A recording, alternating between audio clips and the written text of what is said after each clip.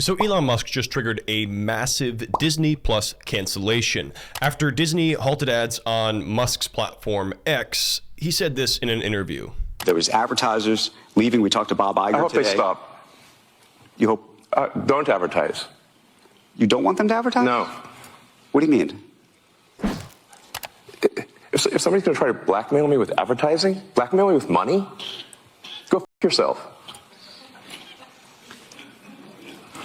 But go f*** yourself. Is that clear?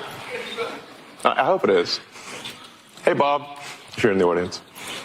The craziest part about this whole story to me is just how long things have been going bad at Disney. First of all, the movies coming out of Disney are flopping. The Marvels, which is the 33rd installment of the Marvel Cinematic Universe, is expected to be the first of the entire group not to break 100 million at the box office. After blaming the lackluster numbers on too many sequels and then lack of supervision on the set during the pandemic, Bob Iger said this: "I'm not sure another studio will ever achieve some of the numbers that we achieved. I mean, we got to the point where if a film didn't do $1 billion in global box office, we were disappointed. That's an unbelievably high standard, and I think we have to get more realistic." This doesn't make any sense. What about all of the kids growing older every single year and the brand new audience this gives Marvel? In talking to a few Marvel fanatics myself, I figured out what went wrong with the Marvels. The Marvels is about 3 superheroes, one of which being Captain Marvel, who is beloved by fans. The other 2 are completely obscure characters unless you read the comic books. The premise of the entire movie is that all of their powers are entangled, and get this, they need to get their powers back. That's it. No saving the world.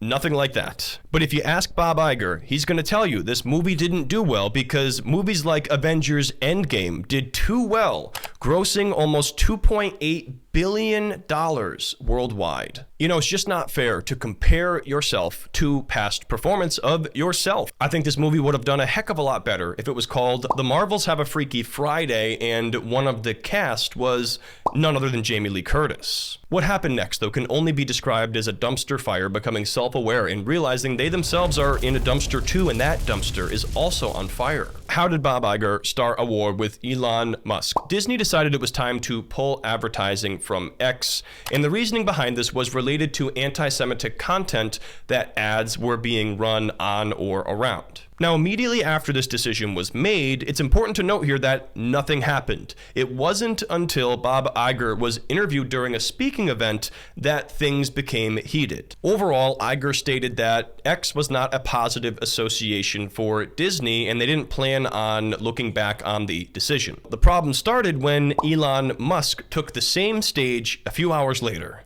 But hey, at least they're paying a dividend again, right? The weird part about this, one single day after this drama started with Elon Musk, Disney announced they would again pay a dividend of 30 cents per share. The stock is down 50% from the 2021 highs, so it's going to take a lot more than a dividend to begin bailing shareholders out. And finally, this leads us to the wave of Disney Plus cancellations that followed after Elon Musk took the stage. On one hand, those on Disney's side feel like Bob Iger was totally justified in trying to protect Disney's brand, but on the side of Elon Musk, many people feel like Bob Iger was trying to blackmail Elon Musk. I think the problem at Disney stems from the very issues that Disney/Bob Iger are getting themselves involved with in the first place. I don't know if it's necessarily in Disney's best interest to be getting involved in these issues. Those who bought shares in 2021 are potentially down 50% on their investment. And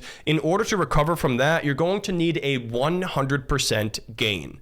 From where I'm looking, I just don't see a clear path or reason why Disney stock would double in value in the foreseeable future. Now, Disney is by no means going to go under or anything like that, but the big question on everyone's mind here is, are Disney's greatest days already behind them, or is the future going to be better? Anyways, guys, those are my thoughts on the whole Disney situation, but I'd love to hear what you think in the comment section below. If you're a Disney fan, a Disney shareholder, maybe you like Elon Musk, or you're a Tesla shareholder, let me know what you think down below. Lastly, if you're looking to secure a secondary income stream going into 2024, make sure you grab a copy of my book, From Side Hustle to Main Hustle to Millionaire, which is a step-by-step book on getting your own side hustle or side income stream up and running. This is available in person at Barnes & Noble. You can also find it at libraries across the United States. You can grab a copy on Amazon, or there's the author narrated version on Audible. Don't forget to subscribe and hit the bell for future videos just like this. You can click below to watch my video about the $1 trillion electric vehicle bubble, and I'll see you there.